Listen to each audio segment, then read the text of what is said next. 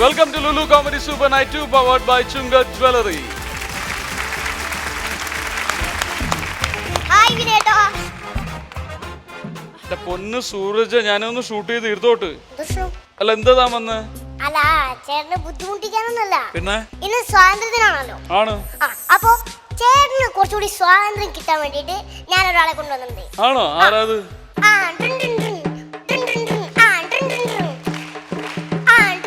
Hello hello ഇതെന്താ ചിങ്കാരിമേളോ? അല്ല ചിങ്കാരിമേളല്ല. പിന്നെ പുതിയ ഒരു ആങ്കർ വരാണല്ലോ. വരണ്ടോ? ചേച്ചിയുടെ പേര് ആൻഡ്രിയ എന്നാണ്. അപ്പൊ ചേച്ചിക്ക് ഒരു എൻട്രി മ്യൂസിക് വേണ്ടിട്ട് ഇവിടെ ചിങ്കാരിമേള ഇല്ലാത്തതുകൊണ്ട് ഞാൻ ഇട്ട് കൊടുത്താണ് ചേച്ചിയുടെ പേര് വെച്ചിട്ട്. കൊള്ളാം, പണിയൊക്കെ ഇഷ്ടമായി. അപ്പൊ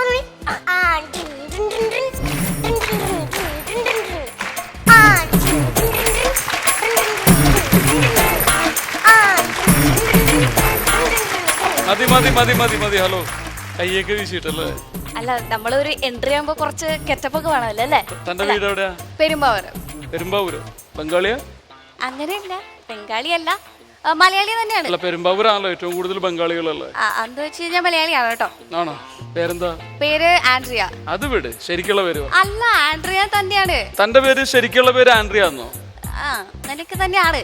ഞാൻ വിശ്വസിക്കൂല. സ്കൂളില് മറ്റേ റെക്കോർഡ്സിലുള്ള പേരെന്താ? അത് അനുമോൾ.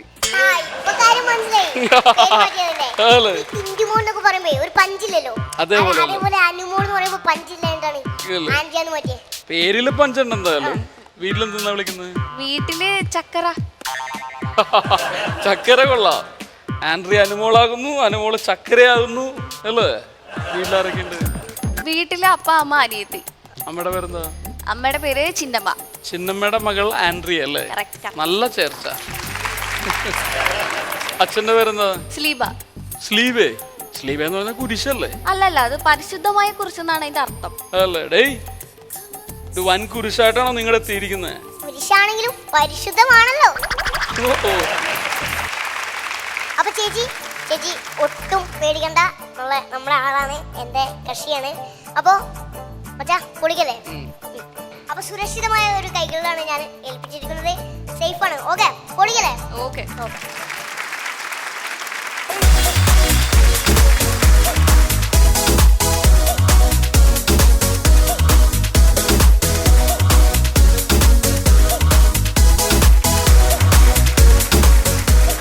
ഇതിപ്പോ എപ്പിസോഡ് നിന്ന് തുടങ്ങണോ അതോ കിടന്നു തുടങ്ങണോ? ഇരുന്ന് തുടങ്ങാം, നല്ലത്.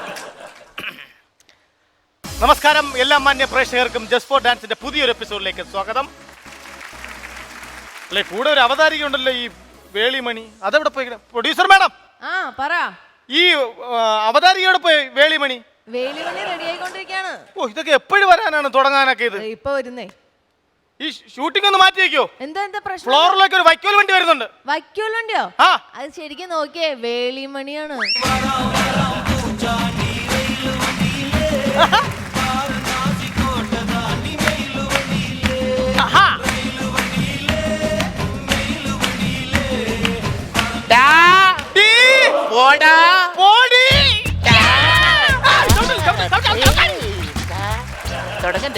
കരിമ്പിക്കാട്ടിൽ ആന കയറിയതാ. അയ്യോ എന്താ വരാൻ വൈകിയെന്ന് പറഞ്ഞു കഴിഞ്ഞാൽ ഞാൻ ഒരുങ്ങി ചവൻ ഞാൻ കാർ കയറി ഫ്ലോറിന്റെ അവിടോട്ട് വന്നു കഴിഞ്ഞപ്പോ കുറെ ചുമട്ട് തൊഴിലാളികൾ ഒന്ന് ഭയങ്കര വിഷയം. അവർക്ക് ഇത് ഇറക്കണമെന്ന്. എന്റെ തലയിലിരിക്കുന്ന സാധനം ഞാനല്ലാതെ ആരിറക്കുവിടാ? ഞാൻ പറഞ്ഞ ഒന്നും പക്കത്തില്ല. പിന്നെ നോക്കുകൂലി കൊടുത്തിട്ട് ഞാൻ ഇത് ഇറക്കിക്കൊണ്ടിരിക്കും പോകും. എന്റെ ഒരു മുടി വല്ലാത്ത മുടി തന്നെ. എല്ലാം പറയുന്ന പോലെ എന്റെ മുടിയെ പറയരുത് കേട്ടോ. നിനക്കറിയോ പ്രശസ്ത പാമ്പ് പിടുത്തക്കാരൻ ബാവാ സുരേഷ് ഇതിനകത്തൂടാണ് പ്രശസ്തരായത്. എന്താന്നോ? 4 മൂർഖൻ, 70 ചേര, 2 അണലി, 1 സർപ്പം. ഇത്ര എണ്ണത്തിനെ പിടിച്ച അയാൾ പ്രശസ്തനായത്. പിന്നെ സർപ്പത്തിനെ ഞങ്ങൾ തിരിച്ചു വിട്ടു. അപൂർവ ഇനം സർപ്പമായിരുന്നു. പോയി ചെന്ന് കിടന്നങ്ങ് പെറ്റു പെരുകട്ടെന്ന് വിചാരിച്ചു. കഴിഞ്ഞ ദിവസം ഇവിടെ ഒരു പുതിയ സാധനം കൂട് വെച്ചിട്ടുണ്ട്. പ്രാവ്. അയ്യോ അത് ഞാനൊരു സിനിമ ഷൂട്ടിങ്ങിന് വേണ്ടി കാട്ടിൽ പോയതാ.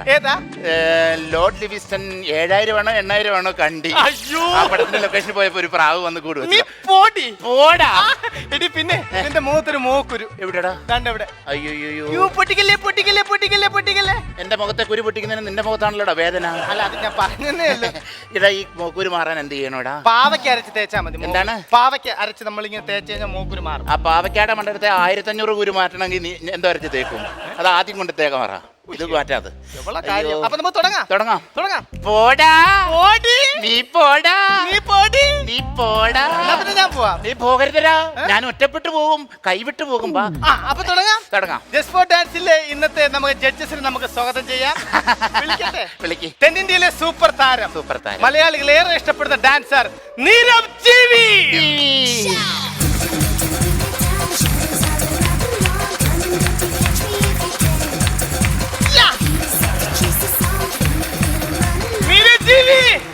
आप कैसा है? आप धमार दिमाग करता है। क्या?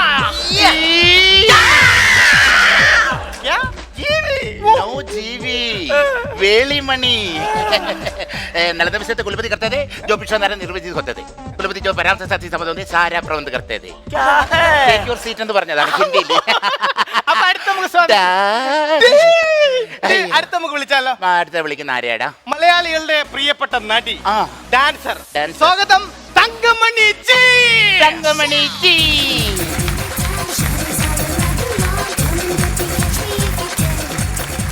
G G G G G. അയ്യോ, ഷോ കഴിഞ്ഞോ? കഴിഞ്ഞാൽ ഇങ്ങോട്ട് തിരികെ എന്റെ മുടിയെ കുരുങ്ങി പോയതാ. ഞാൻ എവിടെ ഇരിക്കണ്ടേ? അങ്ങോട്ടിരുന്നോ. എന്നെ ഇടിയടി ഇടിക്കണേ. അടുത്ത വിളിക്ക. മലയാളികൾ ഏറെ ഇഷ്ടപ്പെടുന്ന ജസ്റ്റ് ഫോർ ഡാൻസിന്റെ ബാക്ക് ബോൺ പ്രശസ്ത കൊറിയോഗ്രാഫർ പ്രസന്നൻ മാസ്റ്റർ.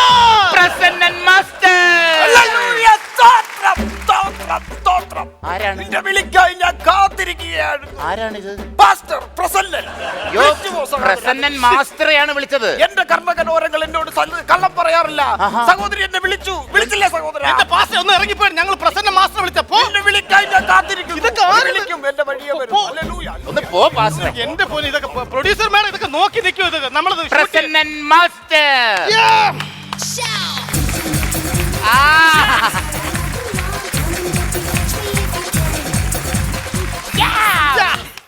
എന്റെ കടൽ സുഖല്ല? സുഖം. വേലിമണി സുഖല്ല? സുഖം തന്നെ. Okay, ready. 1 2.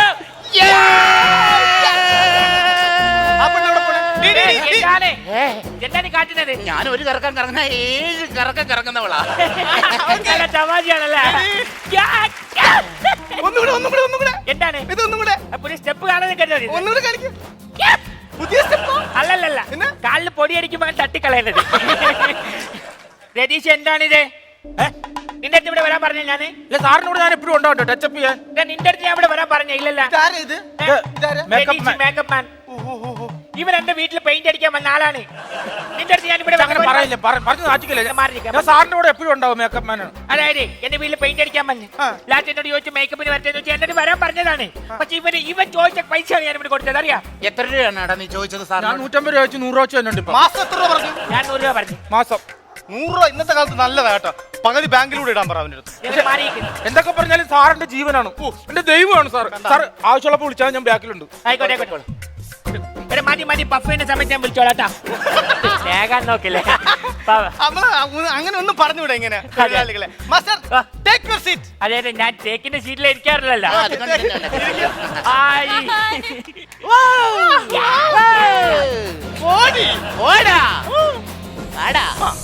അപ്പൊ തുടങ്ങാം നമുക്ക്. ഇന്നത്തെ എപ്പിസോഡ് നമ്മൾ ആരംഭിക്കുന്നു. ഇന്ന് നമുക്ക് എപ്പിസോഡ് ആരംഭിക്കുന്നതിന് മുമ്പ് ഒരു സ്പെഷ്യൽ ഗസ്റ്റ് ഉണ്ട്. സ്പെഷ്യൽ ഗസ്റ്റ് ചെയ്യോ? ആരാന്ന്? ഒരു വിരലെ പിടി ആരാന്ന് പറ. ഞാൻ പറഞ്ഞ ഗസ്റ്റ് വിളിക്കട്ടെ. മലയാള ചലച്ചിത്ര വേദിയിലെ പ്രശസ്തനായ ഗായകൻ, നമ്മളുടെ എല്ലാം പ്രിയങ്കരനായ ചിരിക്കുട്ടൻ.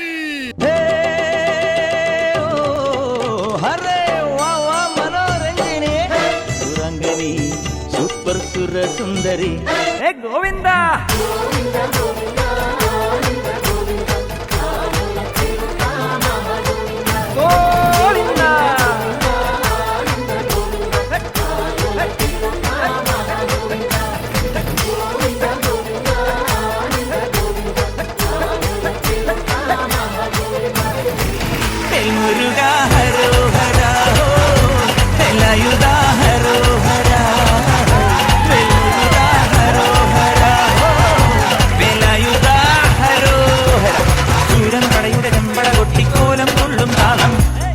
പടയുടെ വൻമുടി ഏറ്റി കൊട്ടിക്കേറും താളം. ഇത് മുള്ളൻ കൊല്ലിക്കുന്നിൻ നേരെ കാവടി എന്തും മേളം ഇന്നക്കരയുള്ളവൻ ഇക്കരയെത്തും തക്കിടി തകിടടി മേളം ഇത് മാമലവേലെ സൂര്യനുദിക്കും പുലരിക്കതിരിൻ വെള്ളിത്തേരെ കാടും മലയും പുഴയും കടന്ന് കയറി വരുന്നൊരു പള്ളിത്തേരാണേ വേൽമുരുകാ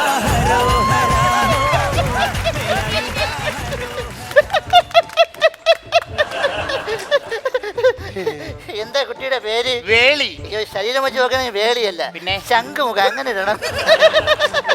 കോഴിയെ കൊണ്ടുവന്നിട്ടുണ്ടോ? അതെന്താ അങ്ങനെ കിടന്ന് പനട്ടുന്നു. നല്ല കോമഡിയാണ് കേട്ടോ. എന്താ പേര്? കാതിൽ.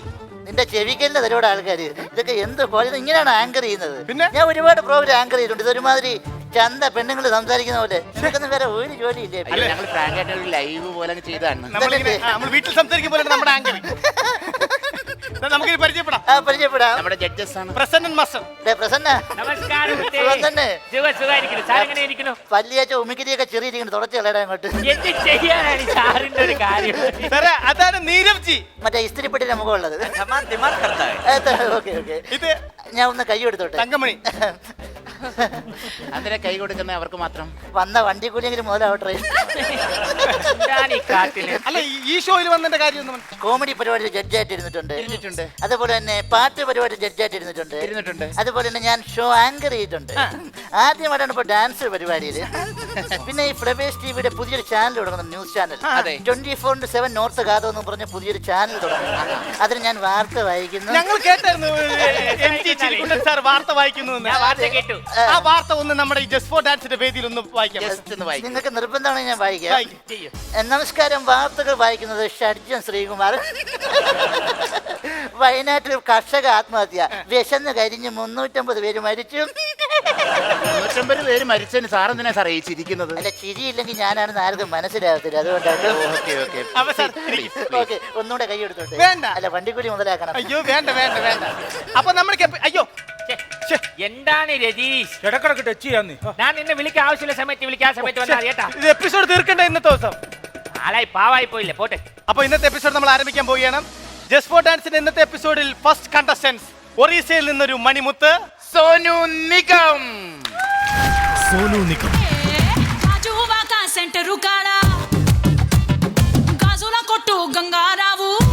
ഒറീസയിലെ ഗോതമ്പ് നെൽപ്പാടങ്ങളിൽ നിന്നും പച്ചരി വിളയുന്ന കേരളത്തിലെ ജസ്റ്റ് ഫോർ ഡാൻസിന്റെ വേദിയിലേക്ക് ഒരൊറ്റ സ്റ്റെപ്പ് കൂടെ സെലക്ഷൻ കിട്ടിയ താരം. അച്ഛൻ മകരന്ദ തിലോത്തമൻ പകർന്നു നൽകിയ സൈക്കിൾ യജ്ഞത്തിലൂടെ ഡാൻസിലേക്കുള്ള പ്രയാണം തുടങ്ങി. ഒറീസയിലെ അമ്മൻ കോവിലുകളിലെ തിരുവിഴയ്ക്ക് കാല് പിടിച്ച് സ്റ്റേജ് വാങ്ങി ആദ്യ ഡാൻസ് കളിച്ചു തുടങ്ങിയ ഒറീസയിലെ കിടിലൻ ഡാൻസർ.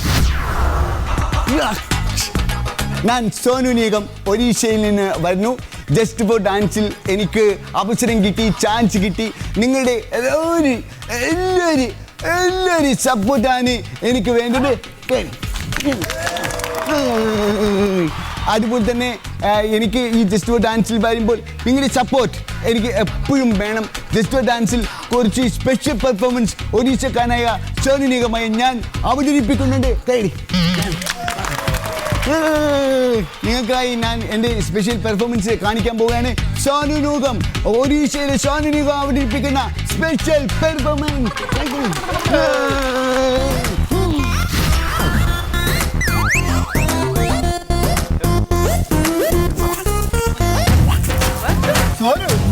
എന്താ ഇത് പുതുവരിച്ചത്?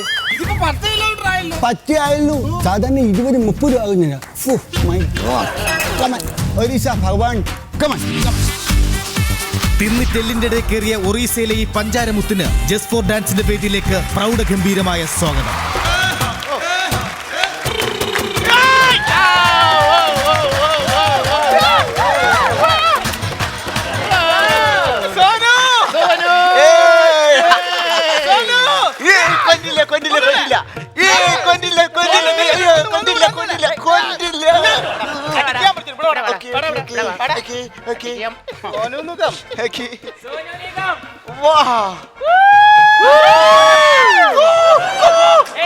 ഞാൻ നിന്നെ കൂവിയതല്ല, പിന്നെ ഞാൻ വാവുണ്ട് പറഞ്ഞാണ്. സോനു നിഗം, നീ നല്ല സുന്ദരനായിട്ടുണ്ട് കേട്ടോ.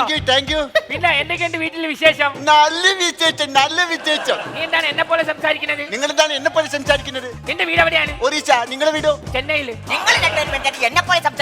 ഇതാണ് അന്യ സംസ്ഥാന തൊഴിലാളികളെ പിടിച്ച് ഇവിടെ ഇരുത്തിയാൽ ഇങ്ങനൊക്കെ ഉണ്ടാവത്തുള്ളൂ.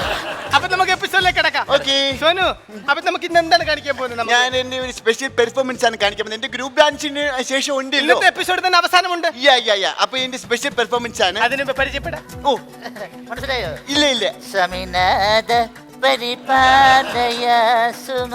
ഇപ്പൊ മനസ്സിലായി കാണും. ഇല്ല, ഞാൻ വന്നിട്ട് 2 ദിവസമായുള്ളൂ. ഈ സോമനാനെ എനിക്ക് അറിയില്ല. മലയാളത്തിലെ ഭയങ്കര പ്രശസ്തനായ ഗായകനാണ്. ഓ സോറി സാർ. അപ്പൊ തുടങ്ങാം. ഞാൻ എന്റെ സ്പെഷ്യൽ പെർഫോമൻസ് എന്ന് പറയുമ്പോൾ ഞാൻ അവതരിപ്പിക്കുന്നത് അണ്ടം പറ. അച്ഛനാണ് അന്നംപറി. അനാവശ്യമായ വാക്കുകൾ ഇവിടെ ഉച്ചരിക്കരുത് ഞാൻ പറഞ്ഞിട്ടില്ലേ? ഇങ്ങനത്തെ ഒരു ഫ്ലോറിൽ എല്ലാ ലൈറ്റും ക്യാമറയിൽ ഓഫ് ചെയ്താ അവൻ പറഞ്ഞു കേട്ടോ. എന്താ ഇത്? എന്റെ അച്ഛനെ എന്താ വിളിക്കുന്നത്? അല്ലല്ല മാസ്റ്റർ കേട്ടോ? എനിക്ക് മനസ്സിലായില്ലോ. അണ്ടം പറയുന്ന ആ കൊച്ചിന്റെ മൂത്തു. ഇല്ല, ഒരു കാര്യം ഞാൻ പറയട്ടെ. അങ്ങനെ പറഞ്ഞൊരു കാര്യമില്ല. ഈ വലയറ്റിനകത്ത് കയറുന്നതിന് എന്താ പറയുന്ന വള? അത് കണ്ടംപററി ഡാൻസ്. അതാണ് ഞാൻ കണ്ടംപററി ഡാൻസ്. സോറിയടാ. ഓക്കെ, നോ മെച്ചം പിടിച്ച. Okay, music thank you.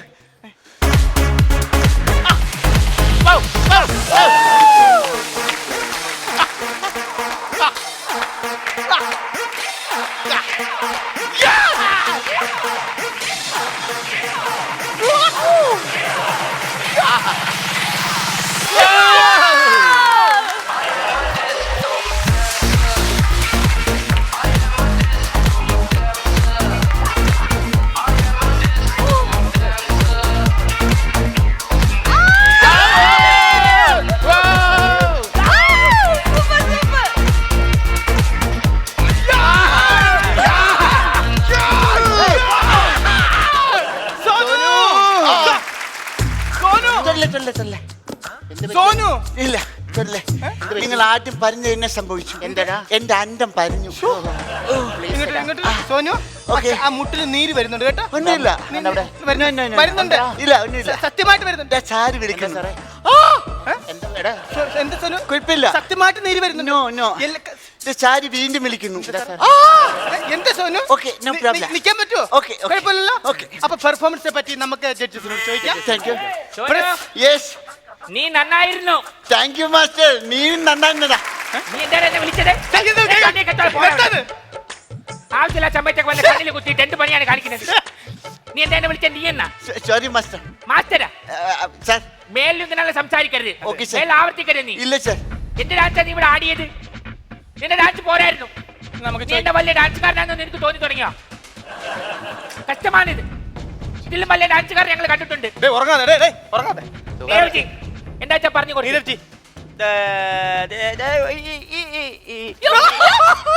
ഇങ്ങനെ ചെയ്യാൻ നിനക്ക് പറ്റുമായിരുന്നു. ഇതെന്താ നീ ചെയ്യാതിരുന്നത്? ഇങ്ങനെ ചെയ്താൽ നീ കുറച്ചുകൂടെ പെർഫെക്ഷൻ ഉണ്ടാവും. No mouth speaking. ഒന്നും ആ പുള്ളിക്കൊന്നും പറയാനില്ലാന്ന്. തങ്കമണിജി പറയും. മാസ്റ്റർജി പറഞ്ഞതുപോലെ തന്നെ ആണ് എനിക്കും പറയാനുള്ളത്. പക്ഷെ ആ വീണ പോർഷൻ ഇല്ലേ മാസ്റ്റർജി, ആ വീണ പോർഷൻ കുറച്ചുകൂടെ സ്ട്രോങ് ആയിട്ട് വീണായിരുന്നു. വീഴാൻ പറ്റുമായിരുന്നു നിനക്ക്, പക്ഷെ ആ വീണ് ചാവണായിരുന്നു. ഇവനെ പോലെ ഉള്ള ഒരു തനി ഫ്ലോറിൽ വന്ന് എന്താണ് കാട്ടിക്കൂട്ടിയത്? നീക്ക് വീണ് ചാവണായിരുന്നു ഇവിടെ ഇരുന്ന്.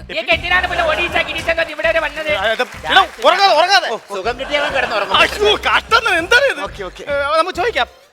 സ്പെഷ്യൽ ഗസ്റ്റ് സാർ, മോന്റെ പേരെന്താന്നാ പറഞ്ഞത്? എന്റെ പേര് സോനു നിഗം. എടാ, കേരളത്തിൽ 10,000 കൺസ്ട്രക്ഷൻ കമ്പനി ഉണ്ട്. വല്ല കമ്പനിയിലെ കൊത്തപ്പണി കയറ്റാൻ പോടാ. ചുമ്മാ വന്ന് കിടന്ന് വേപ്പിളി ഡാൻസും കളിച്ചുണ്ട് ആൾക്കാരെ കൂടെ പറയിപ്പിക്കാൻ വേണ്ടി. നീ ആടാ പുളിച്ചാടിയടാ. എടാ, ഒരു വവതിയില്ലാത്ത മുഖവും. നീ എന്തിനാ ഈ ലോകത്ത് ഇങ്ങനെ ജീവിച്ചിരിക്കണം? എടാ, നീ ആരക്കാരെ കൊണ്ട് പറയിപ്പിക്കാൻ വേണ്ടിട്ട്. ഒന്നും പറയാനല്ലേ? നിന്റെ ഡാൻസിനെ പറ്റി പറയുകയാണെങ്കിൽ സ്വാമിനാഥ പരിപാലയ സുമ എന്ന് വെച്ചാ എനിക്കൊരു അർത്ഥം ഇതുവരെ മനസ്സിലായിട്ടില്ല. സ്വാമിനാഥനടാ പരിപ്പാടാ സുമേടാ ആരൊക്കെ. അപ്പൊ നമുക്ക് തുടങ്ങാം. അപ്പൊ നമുക്ക് അവസാനമായി പറഞ്ഞോളൂ. പ്രിയപ്പെട്ടവരെ, എന്റെ ഈ സ്പെഷ്യൽ പെർഫോമൻസ് എല്ലാവരും കണ്ടു കാണുമെന്ന് വിശ്വസിക്കുന്നു. അതുപോലെ തന്നെ ജഡ്ജസ് നല്ല അഭിപ്രായമാണ് പറഞ്ഞെങ്കിലും കൊച്ചു തെറ്റുകൾ പറഞ്ഞു. എനിക്ക് അറിയാമെന്ന് പറഞ്ഞാൽ എനിക്ക് കുറച്ച് തെറ്റുകൾ പറ്റിയിട്ടുണ്ട്. എൻ്റെ പ്രാക്ടീസിൻ്റെ ഉള്ള ഒരു പ്രശ്നമാണ്. അത് ഞാൻ തിരുത്തുന്നതാണ്.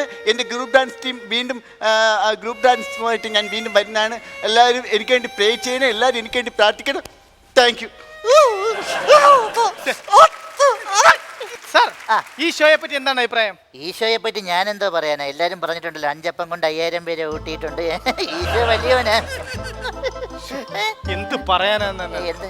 അപ്പൊ നമുക്ക് നെക്സ്റ്റ് കണ്ടസ്റ്റൻസിനെ വിളിക്കാം. അല്ല, ഞാൻ ശങ്കരാടി ഇനി വന്നേ. ശങ്കരാടിയോ? അല്ല, ഈ ഡ്രസ്സ് ഞാൻ ശങ്കരാടിയിലാണ് മുമ്പ് കണ്ടിട്ടുള്ളത്, അതുകൊണ്ട് വിളിച്ചത്. ഞാൻ വേളിയാണ്, വേളി ഇനി വന്നേ. സത്യം പറഞ്ഞ ആ അപ്പച്ചട്ടിയുടെ മുകളോണ്ടേ കാട്ടി കൊള്ള ആ പയ്യന്റെ ഡാൻസ്. അപ്പൊ എന്തിനാ അവനെ കുറ്റം പറഞ്ഞത്? ആ പ്രസന്നെ ജഡ്ജസ് ആണ്. ഏത് ഈ ഇന്ത്യൻ കോഫി ഹൗസിൽ ഇരിക്കുന്ന അവൻ ജഡ്ജസാ? നിങ്ങൾ എന്താണ് കളിയാക്കുന്നത്? ആര് കളിയാക്കുന്നത്? ആ പയ്യൻ ഹിന്ദിക്കാരനായിട്ടല്ല അവനെ താറ്റി വിട്ടത്. നല്ല ഡാൻസ് ആയിരുന്നു ആ പയ്യൻ. നമുക്ക് അടുത്ത കണ്ടസ്റ്റൻസിനെ വിളിക്കാം. സെമി ഫൈനലിൽ കടന്ന ഒരു കണ്ടസ്റ്റൻസ് ആണ്. അദ്ദേഹത്തിന്റെ സ്പെഷ്യൽ പെർഫോമൻസ് ആണ്. ഒരു കുഞ്ഞു കുടുക്കാക്കി വാവയാണ്. വിളിക്കാം. കേറുവാ. അഭിലാഷ് KK. റോപ്പ് ഡാൻസ് സാധനം വന്ന് കളിക്കായിരുന്നു. വരുന്ന വരക്കും കണ്ടോ? ആരാ എവിടെ കയറിയിരിക്കുന്നത്? ഏട്ടനാ?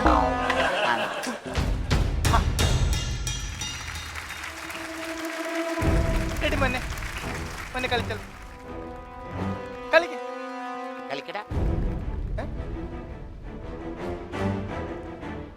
എന്ത് പറ്റിയടാ? ഇത് കേറാൻ പറ്റുന്നില്ലെന്ന് ഒരു പേടി. പക്ഷെ നീ നല്ലവണ്ണം പെർഫോമൻസ് ചെയ്തു. നമ്മൾ കഴിഞ്ഞ എപ്പിസോഡിൽ കണ്ടില്ലേ? പണിയായി കാണിക്കുന്നത്. നല്ല രീതിയിൽ പെർഫോം ചെയ്യുന്ന ആളല്ലേ, പിന്നെന്താ ഇങ്ങനെ മാസ്റ്റർ? നീ സെമി ഫൈനൽ വരെ എത്തിയതല്ലേടാ?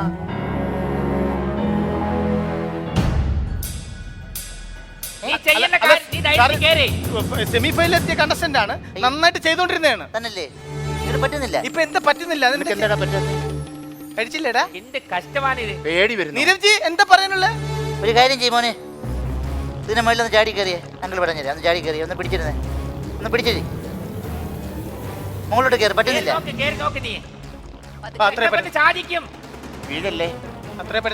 പറ്റുന്നില്ലല്ലേ? ഒരു കാര്യം ചെയ്യും. എനിക്ക് പണ്ട് ഞാൻ മൃഗ പാടിയപ്പോ എന്റെ ഗുരു ചെയ്ത ഒരു സംഭവം ഉണ്ട്. ഇവിടെ പൂജയ്ക്കുള്ള വല്ല സാധനം ഉണ്ടല്ലോ? പൂജയ്ക്കുള്ള എന്തെങ്കിലും സാധനം ഉണ്ടെങ്കിൽ ഞാൻ ഇപ്പൊ റെഡി ആക്കി തരാം. ഇത് പൂജയ്ക്കുള്ള സാധനം ഉണ്ട്. പണ്ട് എന്റെ ഗുരു ഞാൻ മൃഗ പാടിയപ്പോ എനിക്കൊരു അബദ്ധം പറ്റി. അന്ന് പുള്ളി കാണിച്ചൊരു കാര്യം ഞാൻ കാണിച്ചു തരാം. അവന്റെ പൃഷ്ഠഭാഗം ഇങ്ങോട്ട് നീക്കി വെച്ചു.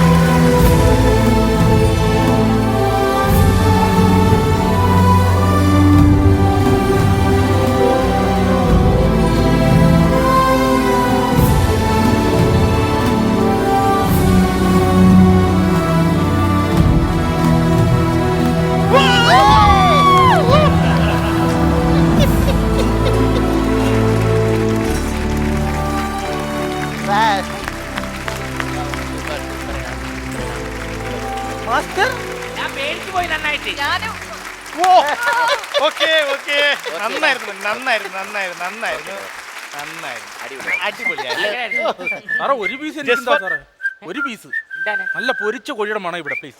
അത് കോഴി പൊരിച്ച മണമല്ല, ആ ഡാൻസുകാരൻ പയ്യന്റെ ചന്തി പൊള്ളിയ മണ. എപ്പോഴും ഇനി ടെസ്റ്റ് വേണ്ട, വേണ്ട.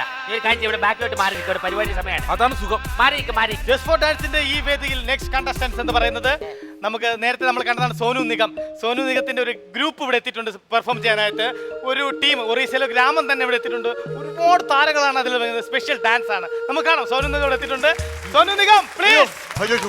പ്രസിഡന്റ് കൈ ഇരിക്കാൻ പറ്റും അതെ നമ്മൾ വണ്ടി ഉണ്ടല്ലോ ലോറിലാണ്ട് വന്നത് ആ ലോറി ചെക്ക് പോസ്റ്റ് പിരിച്ചു. അയ്യോ അപ്പൊ പിരിവ് കൊടുത്തിട്ട് ഇനി വന്നാ മതി. അയ്യോ അതല്ല ആ ലോറി ചെക്ക് പോസ്റ്റ് പിരിച്ചു അതായത് കുറെ പ്രോപ്പർട്ടീസ് ഉണ്ടായിരുന്നില്ലേ തോക്കൊക്കെ ആ തോക്ക് അതിനകത്ത് അത് ഒറിജിനൽ ഇതാണ് തീവ്രവാദികളാണെന്ന് പറഞ്ഞിട്ട് അവരങ്ങനെ ചെക്ക് പോസ്റ്റ് പിരിച്ചു വെച്ചു.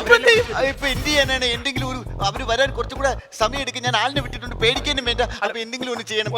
പ്രൊഡ്യൂസർ മാഡം ആ പറ ഇതിപ്പോ എന്ത് ചെയ്യും? നമുക്ക് എപ്പിസോഡ് തയ്ക്കണ്ടേ? എന്ത് ചെയ്യും? അല്ല കാതിൽ വേണി എന്ത് ചെയ്തിട്ടാണെങ്കിലും എപ്പിസോഡ് എടുത്തേ പറ്റൂ. ഒരു കാര്യം ചെയ്യാം, ഈ ഗ്യാപ്പിൽ എന്റെ സ്വാമിനാഥ പരിപാലയ വേണ്ട സാറേ. ഹലോ വേളി ഇപ്പൊ നീരവ് ജീവനെ എടുത്തിട്ടാന്ന് പറഞ്ഞു കഴിഞ്ഞാൽ ഇത് എല്ലാം എത്ര എപ്പിസോഡ് അയാളൊക്കെ അതിനെ കാണിക്കും. ജനങ്ങൾക്ക് കണ്ണെടുത്താ കണ്ടുവിടാ ചാനൽ അന്നേരം പ്രസന്ന മാസ്റ്റർ മൂടില്ല അതാണ്. അല്ലെങ്കിൽ പിന്നെ കളിച്ചങ്ങ് തകർക്കും. എന്റെ പൊന്നു ചെയ്യും. ഇതിപ്പോ എന്ത് ചെയ്യും? നമുക്ക് എപ്പിസോഡ് തേക്കണം. ഒരു കാര്യം ചെയ്യേ, ഇവൻ ചെറിയൊരു ഡാൻസുകാരനാണ്. ആര്? ഇവൻ രതീഷ്. രതീഷോ? ഡാൻസ് കളിക്കും അവിടെ ഇവിടെ ഇങ്ങനെ കുറച്ച് കാണിക്കുന്ന ഞാൻ കണ്ടിട്ടുണ്ട്. അത് അവനെ കൊണ്ട് കളിപ്പിക്കും.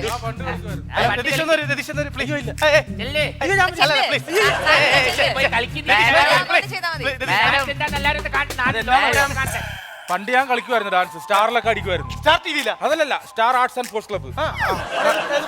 ഒരു പുണ്ണ് വന്ന് പാർത്ത, ഒരു പെണ്ണ് വന്ന് പാർത്ത. പെണ്ണാണോ? എന്തായാലും വന്ന് പാർക്കൂല. അപ്പൊ അതൊക്കെ അടിക്കുമായിരുന്നു അവിടെ. പക്ഷെ അത് കുറെ കാലമായി ഞാൻ പറഞ്ഞു പോയത്.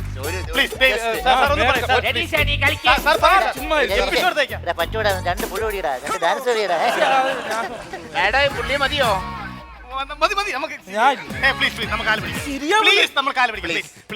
ഞാൻ ഇരിക്കുന്നുണ്ടുള്ള പേടിയാണ് ഏട്ടാ. വില കൂടിയ സ്പ്രേ എന്നെ മണമിടാ നിന്നെ. എന്നാ സാറിന്റെ കൂടെ 150 രൂപ കിട്ടും. അത് നമ്മൾ ഉപേക്ഷിച്ചിട്ട് ഡാൻസിന് ഇവിടെ ഇതിന് ഫസ്റ്റ് കിട്ടിക്കഴിഞ്ഞാൽ നിനക്ക് ഞാൻ 1 കോടി തരും. 1 കോടി. എന്നാ പിന്നെ ഒരു കടി ചായ കൂടെ മേടിച്ചു തരാൻ പോലെ. ഒരു കടി മാത്രം എടാ 1 കോടി രൂപ തരും. ഫസ്റ്റ് അടിച്ചാലോ? ഫസ്റ്റ് അടിച്ചാല് എടാ ഇത് ഫൈനൽ ആകുമല്ലേ നീ? അപ്പൊ ഈ പുള്ളി എന്നെ ഇത്ര നാളല്ലേ? എടാ നീ ഒരു വേക്കൻസി കൊണ്ട് വരുവാ എന്താ നീ വിളിച്ച? നീ എന്റെ മേക്കപ്പ് മാനായിട്ട്. നീ എന്താണെന്ന് പറഞ്ഞത്? പിന്നെ വിട്ട് പെയിന്റ് പണിക്ക് വന്നതാണ് ഞാൻ. എന്നിട്ട് അങ്ങനെ പിടിച്ച് നിർത്തിയാണ്. നീ എന്നെ 2 സ്റ്റെപ്പ് പഠിപ്പിച്ചിട്ടുണ്ടോ? ഞാൻ ഇത്രയും ഡാൻസ് അടിക്കുന്ന ഒരാളായിട്ട്. നീ സംസാരിക്കാൻ സൂചിച്ചു വേണം കേട്ടോ. നീ വിളിച്ച് സംസാരിക്കരുത്.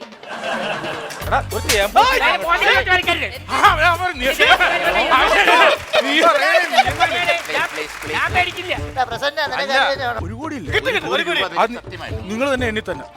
എനിക്ക് എന്നെ അറിഞ്ഞൂടാ. ചാനൽ കൂട്ടിയാൽ 1 കോടി തരും. ഇതെന്താണ്? ഡിസ്കോ അല്ലേ? ഇവൻ അടിയൊന്നും പിടിച്ചേട്ടാ. എവിടെ കിട്ടണം?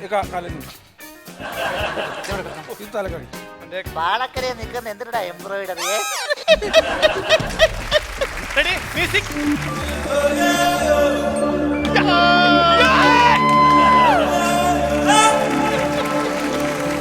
കണ്ടു വഴിയിലാണ്.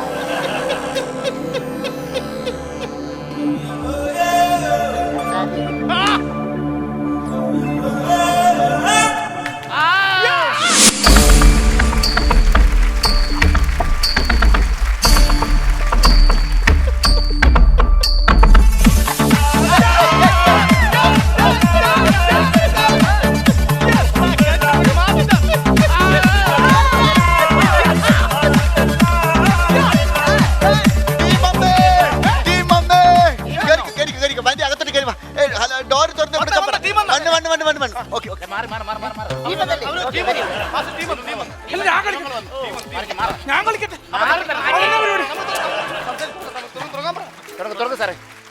മാറി പോടാറ് അതിന്റെ മുമ്പേ കിടന്ന് കറങ്ങുന്ന പണിയുണ്ടായിരുന്നു, അത് കളഞ്ഞിപ്പോ 1 കോടി തരാന്ന് പറഞ്ഞു.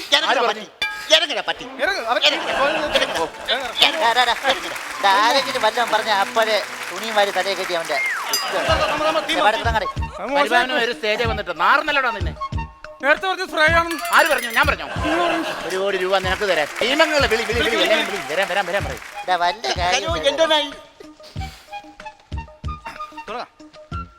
ഒരു ചെറിയ പ്രശ്നമുണ്ട്. അവരല്ലേ ഇവരെത്തി കോസ്റ്റ്യൂം വന്നു, പക്ഷെ തീവ്രവാദികളെന്നും പറഞ്ഞ് പിടിച്ചു വെച്ചില്ലേ പ്രോപ്പർട്ടീസ്, അത് കൊടുത്തില്ല. കളിക്കാൻ പറ്റില്ല. ഈ പ്രോപ്പർട്ടി വേണം, പ്രോപ്പർട്ടി വേണം, അതാണ് പ്രശ്നം. പ്രോപ്പർട്ടി വേണം. നീ അല്ലേ പറഞ്ഞപ്പോ കളിക്കാൻ? പ്രോപ്പർട്ടി ഉണ്ടെങ്കിൽ കളിക്കാൻ പറ്റൂ. ആൾക്കാർ പ്രോപ്പർട്ടി ഇല്ലാതെ കളിക്കാൻ പറ്റത്തില്ലേ? പറ്റില്ല. അപ്പൊ ഈ എപ്പിസോഡ് എങ്ങനെ പൂർത്തീകരിക്കും? ഒരു കാര്യം ചെയ്യാം. വാമദേവ വാമദേവ കയറ്റി ഗ്യാപ്പ് ഫില്ല് ചെയ്യാം. ഇതിപ്പോ എന്ത് ചെയ്യുന്നു പറയാ അയാളെ തന്നെ തിരിച്ചു വിളിക്കണമെങ്കിൽ ആര് ഇപ്പൊ കളിച്ചാളെ രതീഷിനെ വിളിക്ക്. രതീഷിനെ. രതീഷ് എന്റെ അച്ഛൻ ഒരു കാര്യം. രതീഷ് ആ, എന്നാ? ഇല്ല ഞാൻ ആ വേണ്ട വേണ്ട ആ പരിപാടി വേണ്ട വന്നേ വേണ്ട. നിങ്ങൾ കാരണം എന്റെ 150 രൂപ ഡെയിലി കിട്ടിക്കൊണ്ടിരുന്നു.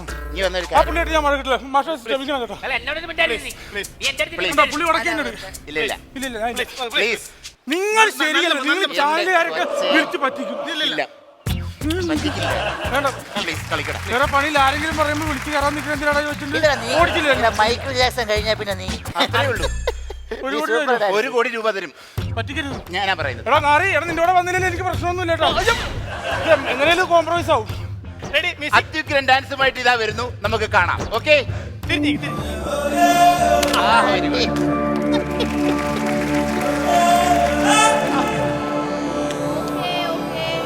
എപ്പിസോഡ് തികഞ്ഞു. അപ്പോ താങ്ക് യു ഓൾ. ബാക്കപ്പ്. വേഗപ്പെടല്ലേ. Okay thank U.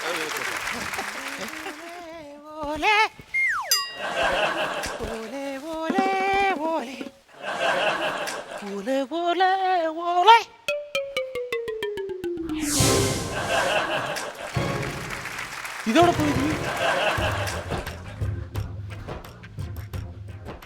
Prasanna master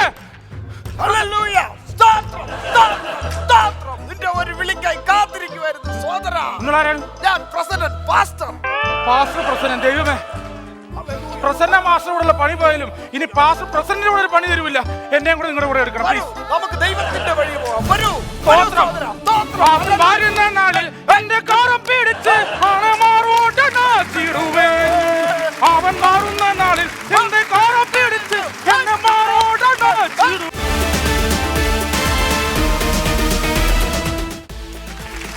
അപ്പൊ വിനയേട്ടാ എല്ലാവരും സ്വാതന്ത്ര്യദിനം ആഘോഷിക്കുകയാണ്. അപ്പൊ നമുക്കൊന്ന് ആഘോഷിക്കണ്ടേ? തീർച്ചയായിട്ടും നമ്മളോടൊപ്പം ഇന്ന് സ്വാതന്ത്ര്യ ദിനം ആഘോഷിക്കാൻ എത്തിയിരിക്കുന്നത് ഒരു സ്പെഷ്യൽ ഗസ്റ്റ് ആണ്. ഓക്കെ.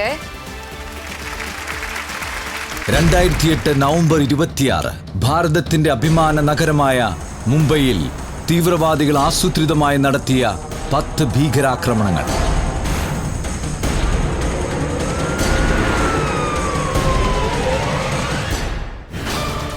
മണിക്കൂർ നീണ്ട ഈ ആക്രമണത്തിൽ ആകാംക്ഷയുടെ മുൾമുനയിൽ നിന്ന ഭാരത മക്കൾ.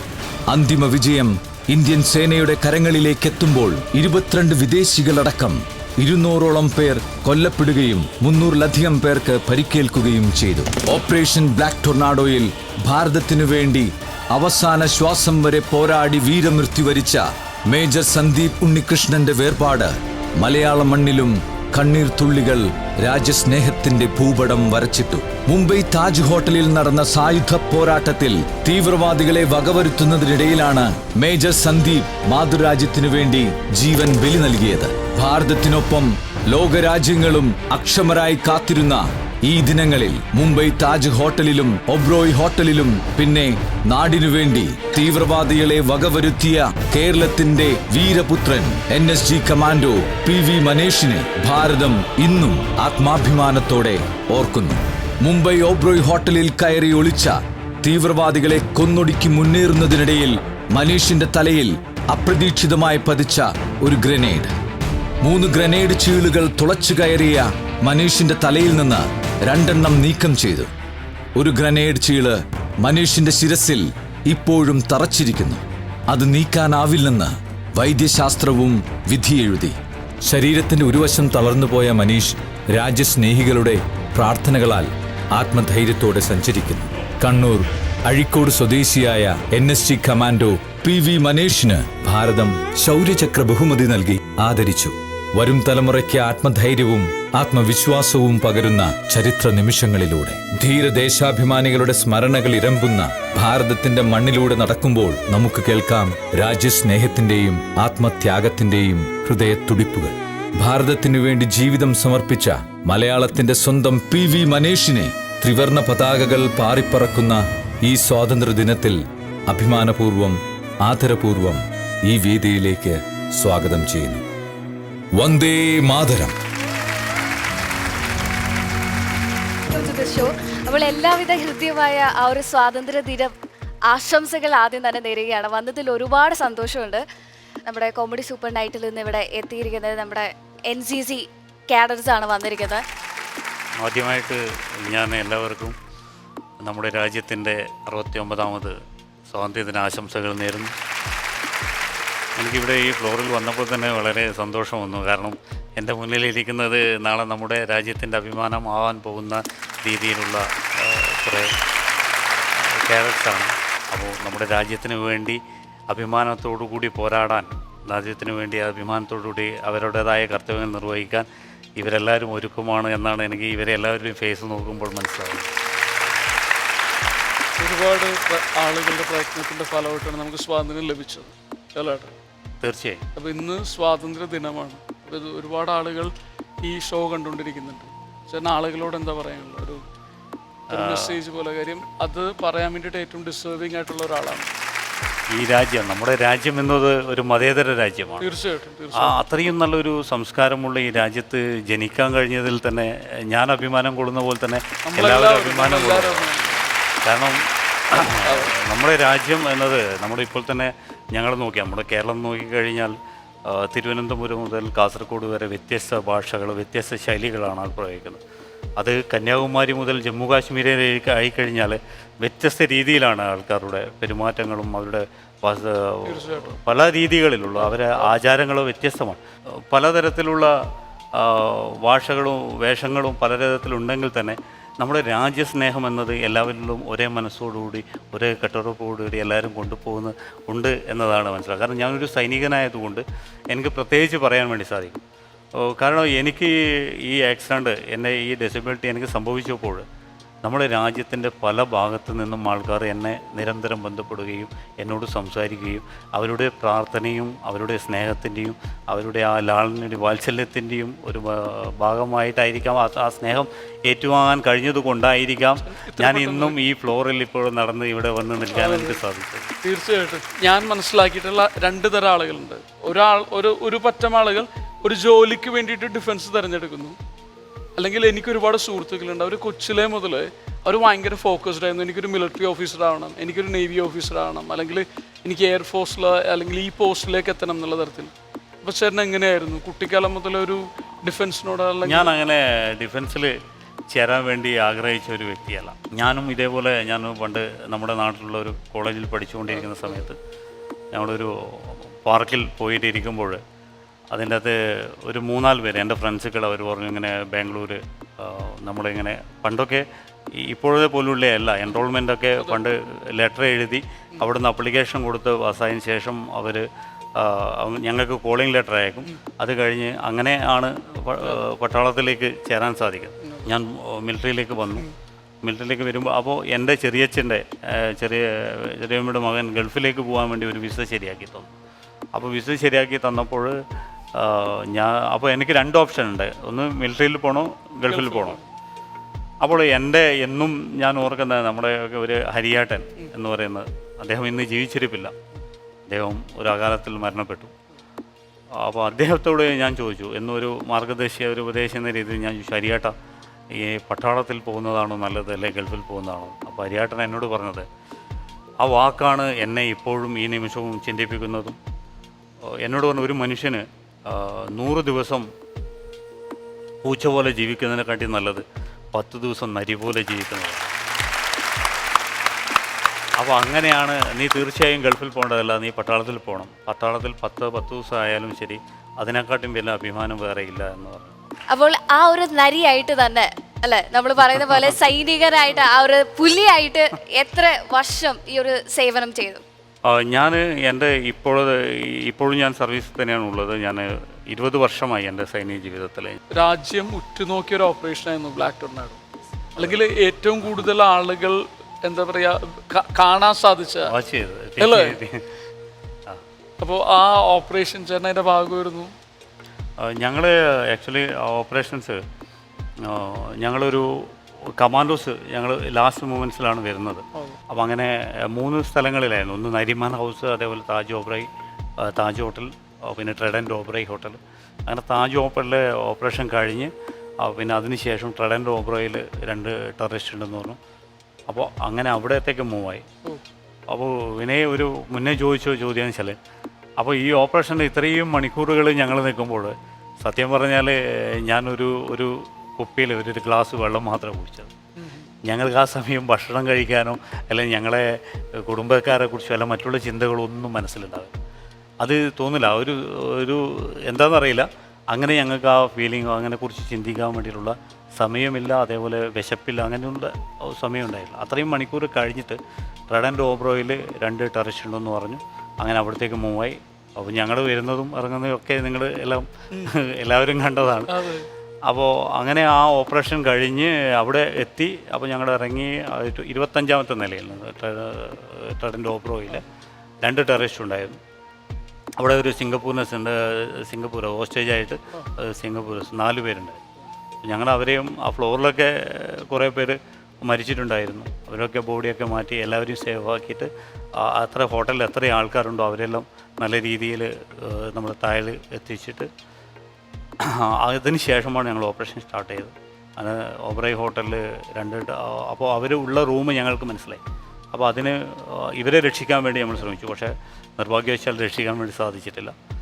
അപ്പോൾ അങ്ങനെ ആ 2 ടെററിസ്റ്റ് അവരൊരു RDX യൂസ് ചെയ്യാൻ വേണ്ടി ശ്രമിച്ചു. പല പ്രലോഭനം കൊള്ളിക്കുന്ന രീതിയിൽ പല സംസാരങ്ങളും ഉണ്ടാവും. കാരണം ഞങ്ങൾ പറയും വാ എന്ന് പറയാം. അപ്പോൾ ഞങ്ങൾ പെട്ടെന്ന് പോയി എടുത്ത് ചാട്ടത്തിലോ അങ്ങനെയൊന്നും ഞങ്ങളുടെ ട്രെയിനിങ് വിളിക്കും. കാരണം ഞങ്ങൾ പ്രലോഭിപ്പിച്ച് കഴിഞ്ഞാൽ ചിലപ്പോൾ ഞങ്ങൾ പോയി കഴിഞ്ഞാൽ അവർ ആ അറ്റാക്കിൽ ഞങ്ങളുടെ മുന്നിൽ നിന്നുകൊണ്ട് അവർക്ക് പെട്ടെന്ന് അറ്റാക്ക് ചെയ്യാൻ വേണ്ടി പറ്റും. അപ്പോൾ അങ്ങനെയുള്ള അവസരത്തിൽ അവസാനം RDX യൂസ് ചെയ്യാൻ നോക്കിയപ്പോൾ ഞാൻ ഉള്ളിൽ കയറി പോയത് തന്നെയാണ്. ഒരു ടെററിസ്റ്റിനെ വഹിച്ചു. പിന്നെ ഒരു ടെററിസ്റ്റ് അങ്ങനെ ഞങ്ങൾ തമ്മിൽ എൻ്റെ തോക്ക് പിടിച്ച് വലിച്ചു. ഞാൻ അങ്ങനെ തോക്ക് വിട്ടു. പിന്നെ അങ്ങനെ ഞങ്ങൾ തമ്മിൽ ഒരു കമ്പാർട്ട് ഫൈറ്റ്. നമ്മുടെ നാട്ടിലെ കാണുന്ന പോലെ നമ്മുടെ കണ്ണൂർ ഭാഷയിൽ പറഞ്ഞ നാടനടി. അപ്പോൾ അങ്ങനെയാണെന്ന്. അപ്പം ഞാനത് കഴിഞ്ഞ് വെപ്പൺ ഇല്ലായിരുന്നു. എൻ്റെ വെപ്പൺ ഉണ്ടായിരുന്നു. അത് ഉള്ളിൽ വലിച്ചു. അങ്ങനെ സംഭവിച്ചു. അപ്പോൾ ഞാൻ നമുക്ക് സെക്കൻഡറി വെപ്പൺ പിസ്റ്റൾ എടുത്തിട്ട് പുള്ളിക്കാരനെ ടെററിസ്റ്റിനെ ഞാൻ ഫയർ ചെയ്തു.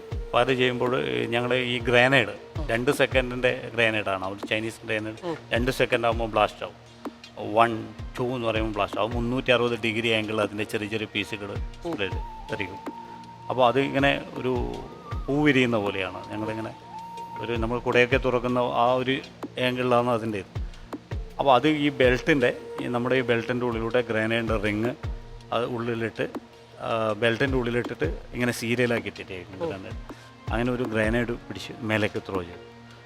അപ്പോൾ തായൽ വന്ന് ബ്രസ്റ്റ് ആയാൽ അതാണ് ഞാൻ പറഞ്ഞ ഈ മൈക്രോ സെക്കൻഡ് എന്ന് പറയുന്നത് സെൽഫ് ഡിസിഷൻ എന്ന് പറയുന്നതിൻ്റെ കമാൻഡോസിൻ്റെ മെയിനായിട്ടുള്ളത്.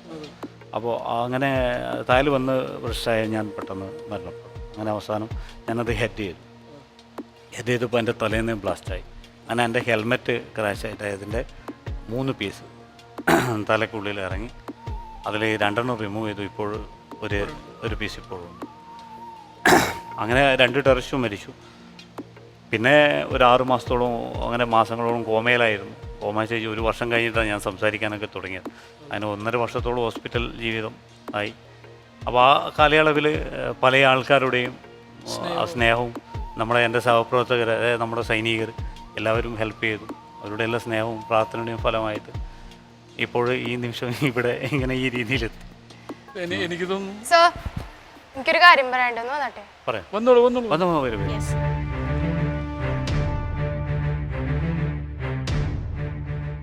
സർ, അത് ഞാനൊന്ന് സല്യൂട്ട് ചെയ്തോട്ടെ? ചെയ്യും, തീർച്ചയായും.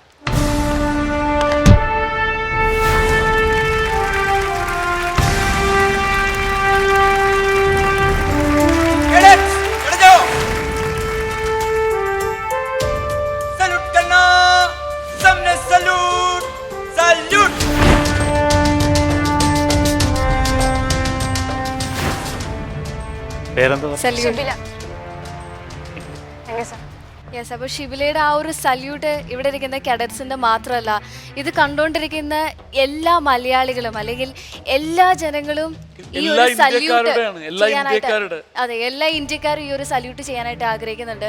സത്യം പറഞ്ഞാൽ ഞങ്ങൾക്ക് ചെയ്യാൻ അറിയില്ലാണ്ടാണ്, അല്ലെങ്കിൽ ഞങ്ങളും ഒരു സല്യൂട്ട് സത്യം പറഞ്ഞാൽ ചെയ്തതാണ്.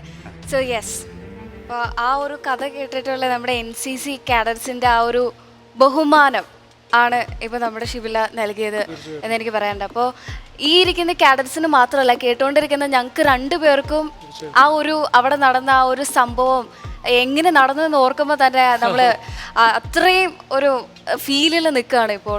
അപ്പോൾ സാറ് പറഞ്ഞു എന്താണെങ്കിലും 1 കൊല്ലത്തോളം ഹോസ്പിറ്റലിൽ കോമ ഒരു സ്റ്റേജിൽ ഏകദേശം ആ ഒരു സ്റ്റേജിൽ കിടന്നു എന്ന് ഞാൻ കേട്ടിട്ടുണ്ട്. 1 കൊല്ലത്തോളമല്ല, ഞാനൊരു 6 മാസത്തോളം അല്ലേ? അപ്പോൾ 1 കൊല്ലത്തോളം ഹോസ്പിറ്റൽ വാസം ഒക്കെ ആയിട്ട് നടന്നു. അപ്പോൾ ഒരുപാട് ഫ്രണ്ട്സ് ആക്ച്വലി സാറിനെ ഒന്ന് സപ്പോർട്ട് ചെയ്യാനുണ്ടായിരുന്നു. അപ്പോൾ അതിലൊരാളാണ് സുബിനേഷ് എന്ന് പറയുന്ന അദ്ദേഹം. അപ്പോൾ ഒരുപാട് വിളിക്കുകയും അന്വേഷിക്കുകയും ഒക്കെ ചെയ്ത അദ്ദേഹം മറ്റൊരു ഓപ്പറേഷനിൽ നമ്മളെ ജമ്മു കാശ്മീരിലെ ഒരു അറ്റാക്കിൽ വെച്ചിട്ട് സുബിനേഷ് മരണപ്പെട്ടു. കോഴിക്കോട് കൊയിലാണ്ടിയാണ് സ്ഥലം. ഞാൻ സുബിനേഷിൻ്റെ വീട്ടിൽ പോയിരുന്നു, അവരോട് സംസാരിച്ചു. അതാണ് ഞാൻ പറഞ്ഞത്, നമ്മുടെ രാജ്യത്തിന് വേണ്ടിയിട്ട് ഏതൊരു സൈനികരും പോരാടുന്നത് ഞങ്ങളൊക്കെ പറയും. ഇപ്പോൾ ഈ ഓഗസ്റ്റ് 15 അതേപോലെ റിപ്പബ്ലിക് ഡേ നമ്മുടെ 26 ജനുവരി 26 വരുമ്പോഴാണ് അധികവും ഞാൻ ഈ സൈനികരൊക്കെ ആദരിക്കുന്നത് കാണാം. നമ്മുടെ ഈ രാജ്യത്ത് ചിലപ്പോൾ എല്ലാ ഏവറേജ് നോക്കിക്കഴിഞ്ഞാൽ ഒരു 10 ലക്ഷത്തോളം സൈനികരാണ്. അപ്പോൾ ആ സൈനികരെ അവരെ ആ സൈനിക വൃത്തിയിൽ ഏർപ്പെടുമ്പോൾ, സർവീസ് ചെയ്യാൻ വേണ്ടി പോകുമ്പോൾ ആ സൈനികരോട് ആദരിച്ചുകൊണ്ട് പറയണം, നീ പോയിട്ട് അല്ലെ താങ്കൾ പോയിട്ട് നിങ്ങൾ പോയിട്ട് നമ്മുടെ രാജ്യം കാത്തിട്ട് പോവാ, നിങ്ങളെ കുടുംബം കാക്കാൻ ഞങ്ങളുണ്ടെന്ന് ഉറപ്പ് ആ സൈനികന് കൊടുക്കുമ്പോഴാണ് വീണ്ടും ഒരിക്കൽ കൂടി ഊർജ്ജസ്വലതയോടു കൂടി ഒരു സൈനികൻ പ്രവർത്തിക്കാൻ വേണ്ടി സാധിക്കുക. ഏകദേശം ആക്ച്വലി ഞങ്ങളൊക്കെ സൈന്യത്തിൻ്റെ പുത്രന്മാരാണ്, നമ്മുടെ രാജ്യത്തിൻ്റെ പുത്രന്മാർ. എൻ്റെ ഇത്രയും വർഷം സർവീസിൽ ഞാൻ ചിലപ്പോൾ 1 വർഷം മാത്രമേ വീട്ടിൽ വന്നിട്ടുള്ളൂ. കാരണം ഒരു സൈനികന് ലീവും എല്ലാം നോക്കിക്കഴിഞ്ഞാൽ ഇത്രയും വർഷം, ബാക്കി എല്ലാ വർഷവും ഒരു 15 വർഷം സൈനികൻ ജോലിയിലെത്തുമ്പോൾ 1 വർഷം മാത്രം ലീവ്. 14 വർഷവും സൈനികൻ ജീവിക്കുന്നത് രാജ്യത്തിന് വേണ്ടിയിട്ടാണ്. അപ്പോൾ ആ സൈനികർക്ക് കിട്ടുന്ന ഉള്ളൊരു വേണ്ടത്ര രീതിയിലുള്ളൊരു യാതൊരു റെസ്പെക്റ്റ് ഇല്ല എന്നാണ് എനിക്ക് തോന്നുന്നത്. കാരണം ഒരു സൈനികർ വന്ന് അപ്പോൾ രാജ്യത്തിന് പല രീതികളിലും പല ഡ്രസ്സുകളുണ്ടാവും സൈനികർക്ക്. ഞങ്ങൾക്കും കുടുംബമുണ്ട്, കുടുംബ പശ്ചാത്തലങ്ങളുണ്ട്. അപ്പോൾ എല്ലാ കുടുംബത്തിലും പല പ്രശ്നങ്ങളുണ്ടാവും. അപ്പോൾ ഒരു സൈനികൻ ഏതെങ്കിലും ഒരു ഓഫീസിൽ ഏതെങ്കിലും വന്നു കഴിഞ്ഞാൽ ആ ലീവിൻ്റെ സമയത്ത് മാത്രമേ ആ സൈനികർക്ക് ഒരു കാര്യങ്ങൾ ചെയ്യാൻ വേണ്ടി സാധിക്കും. പക്ഷേ ആ സമയത്ത് അവർക്ക് കിട്ടുന്ന ആദരവോ അല്ലെങ്കിൽ അതിനൊരു പ്രയോറിറ്റിയോ കൊടുക്കുന്നില്ല. കാരണം അവർ അതിനു വേണ്ടിയിട്ട് ആ ലീവ് കഴിഞ്ഞ് പോയി രണ്ടാമതും വരിക, ആ കാര്യങ്ങൾക്ക് വേണ്ടി രണ്ടാമതും വരേണ്ട ഒരു അവസ്ഥയാണ്. പക്ഷെ അതിനൊക്കെ ഒരു പ്രയോറിറ്റി കിട്ടണം സൈനികർക്ക്. അപ്പോഴാണ് സൈനികർക്കൊരു ഊർജ്ജസ്വലം. പക്ഷേങ്കിൽ ഒരിക്കലും ഒരു സൈനികരും ദുഃഖമില്ല. അവരെന്താ ചിന്തിക്കുക വെച്ചാൽ അത് നമ്മുടെ രാജ്യത്തിൻ്റെ വേണ്ടിയിട്ടല്ലേ എന്നുള്ള അഭിമാനത്തോടു കൂടിയാണ് എല്ലാവരെയും കാണാറ്. എല്ലാവർക്കും വേണ്ടുന്ന ഒരു റെസ്പെക്റ്റ്, കൃത്യമായ റെസ്പെക്റ്റ് നമ്മൾ സൈനികർ കൊടുക്കാറുണ്ട്. ചേട്ടാ, എനിക്ക് തോന്നുന്നു ഇപ്പോൾ ഷിബില എന്ന് പറയുന്ന കുട്ടി ഈ ചെയ്ത സല്യൂട്ട് ഇത് കണ്ടുകൊണ്ടിരിക്കുന്ന എല്ലാ മലയാളികളും അല്ലെങ്കിൽ ചേട്ടനറിയാവുന്ന എല്ലാ ഇന്ത്യക്കാരനും ചെയ്യാൻ ആഗ്രഹിക്കുന്ന ഒരു കാര്യമാണ് അല്ല. ഭയങ്കര ഇപ്പോൾ നമ്മൾ തന്നെ ഭയങ്കര റെസ്പെക്റ്റും എല്ലാം തോന്നുന്ന ഒരു മൊമെൻ്റാണ്. ശരിക്കും ചേട്ടനെ പരിചയപ്പെട്ടു, ചേട്ടൻ്റെ ഇത്തരം കാര്യങ്ങൾ മനസ്സിലാക്കിയപ്പോൾ ഇപ്പം നമ്മളിൽ ഓരോരുത്തരും ഇത് കണ്ടുകൊണ്ടിരിക്കുന്ന എല്ലാ ആളുകൾക്കും ഉണ്ടാകുന്ന ഒരു തോട്ട് എനിക്ക് വന്നു തീർച്ചയായിട്ടും. കാര്യം നമ്മൾ എന്ത് ചെറുതാണെന്നുള്ളത് കാര്യം അങ്ങനത്തെ ഒരു മൊമെൻ്റാണിത് ശരിക്കും. അല്ല, ഈ ഷിബില തന്ന ഈ സല്യൂട്ട് ഞാൻ എന്ന് പറയുന്ന വ്യക്തിക്കല്ല, നമ്മുടെ രാജ്യത്തിൽ ഇപ്പോൾ ധീരമായി രാജ്യത്തിന് വേണ്ടി പോരാടുന്ന ഓരോ സൈനികർക്കുള്ള ഒരു സല്യൂട്ടാണ്. അപ്പോൾ എല്ലാ സൈനികർക്കും വേണ്ടിയിട്ടാണ് ഷിബില ഈ സല്യൂട്ട് പറഞ്ഞത്. ശൗര്യചക്ര പുരസ്കാരം നൽകി ചേട്ടൻ രാജ്യം ആദരിച്ചു. ഇന്ന് കോമഡി സൂപ്പർ നൈറ്റ് 2ൻ്റെ ഈ ഒരു വേദിയിൽ ചേട്ടന് ഞങ്ങളൊരു ചെറിയ ഒരു ഉപഹാരം നൽകാൻ ആഗ്രഹിക്കുന്നു. ഈ ശൗര്യചക്ര അവാർഡ് നൽകി ആദരിച്ചപ്പോൾ എൻ്റെ മനസ്സിൽ ഒരാഗ്രഹം ഉണ്ടായിരുന്നു. നമ്മുടെ കലാം സാർ APJ, ഇന്ന് അദ്ദേഹം ജീവിച്ചിരിപ്പില്ല. കാരണം ഈ ഒരു ഫ്ലോറിൽ ഞാൻ അദ്ദേഹത്തെ സ്മരിക്കുകയാണ്. അദ്ദേഹത്തെക്കുറിച്ച് പറയാൻ എൻ്റെ കയ്യിൽ വാക്കുകളില്ല. കാരണം അത്രയും വലിയ ഒരു ജീനിയസായിട്ടുള്ള ആൾ. സാറിനെ ഒന്ന് കാണാമെന്ന് പറ്റുമോ എന്ന് ഞാൻ ആഗ്രഹിച്ചിട്ടുണ്ടായിരുന്നു. അത് ഞാൻ ആദ്യം പറഞ്ഞത്, നമ്മൾ ചെയ്യുന്ന പ്രവൃത്തിയാണെങ്കിൽ നല്ലതാണെങ്കിൽ ഞാൻ ചെയ്യുന്ന പ്രവൃത്തിയാണ് എൻ്റെ ഭഗവാൻ എന്ന് വിശ്വസിക്കുന്ന ഒരു വ്യക്തിയാണ്. അതേപോലെ ഞങ്ങൾ ചെയ്യുന്ന പ്രവൃത്തി നല്ലതാണെങ്കിൽ മറ്റുള്ളവരത് അംഗീകരിക്കുകയാണെങ്കിൽ ഞങ്ങൾ എന്താണോ ആഗ്രഹിക്കുന്നത് അത് ഞങ്ങളെ തേടിയെത്തും. അപ്പോൾ അതുപോലെ തന്നെ ഞാൻ എന്താണോ ആഗ്രഹിച്ചത്, കലാം സാറെ കാണാൻ വേണ്ടി ആഗ്രഹിച്ചു. അങ്ങനെ കലാം സാറിൻ്റെ കയ്യിൽ നിന്ന് ഒരു മള്ളിയൂർ പുരസ്കാരം വാങ്ങാൻ വേണ്ടി എനിക്ക് ഭാഗ്യം ലഭിച്ചു. ആ മള്ളിയൂർ പുരസ്കാരം വാങ്ങിയപ്പോൾ സാർ എൻ്റെ ബയോഡേറ്റ ചോദിച്ചു.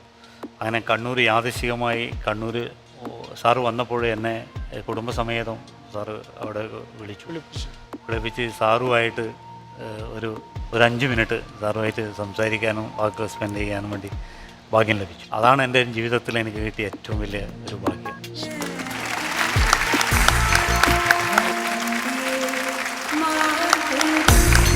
കോമഡി സൂപ്പർ നൈറ്റ്സിന്റെ ഈ ഒരു വേദിയിൽ ഞങ്ങളുടെ ഈ ഒരു ആദരവ്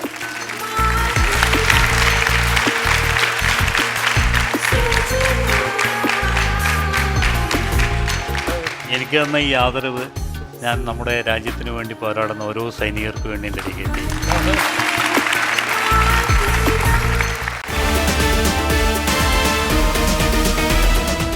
comedy super night powered by ചുങ്ക ചില്ലറയുടെ ഈ ഒരു എപ്പിസോഡ് ഇവിടെ അവസാനിച്ചിരിക്കുകയാണ്.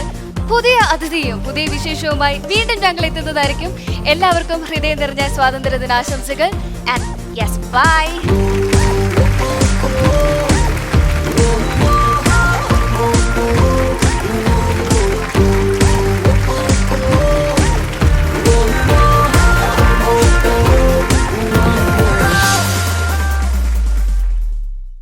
Costume courtesy for Andrea, MeFab City Centre, Thrissur.